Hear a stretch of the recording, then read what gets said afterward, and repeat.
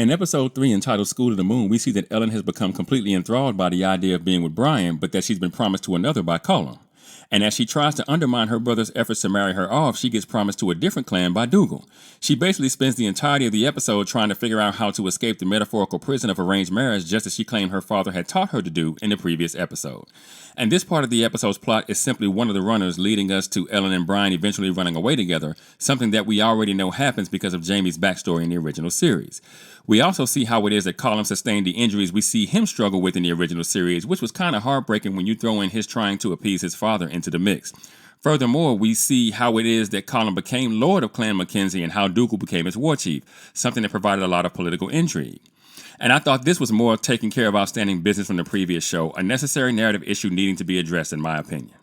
Now, on the B side of the episode, we find Julia trying to explain the fact that she's been with Lord Lovett at Castle Leathers now for over a month and has yet to bleed. Of course, we know that she's pregnant, but the issue is that if Lord Lovett should find out that he may end the pregnancy in a way that would be most undesirable to Julia.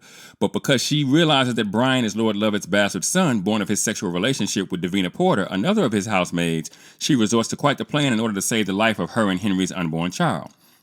Meanwhile, Murtaugh convinces Brian to leave the gathering because he's butthurt about Ellen's betrothal, and once they return to Castle Leathers, Brian is happy to explain the goings-on to Lord Lovett.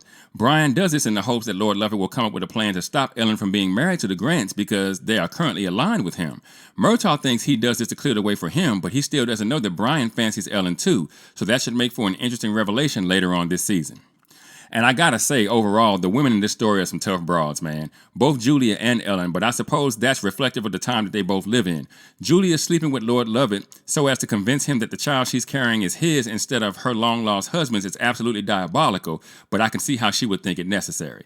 She wants Lord Lovett to take care of the child at least while she's there at Castle Leathers, and she sees that he likely will gently force himself on her like he does his other housemaids, and that he has taken care of Brian, again, a bastard, so she assumes he will do the same for her and her child.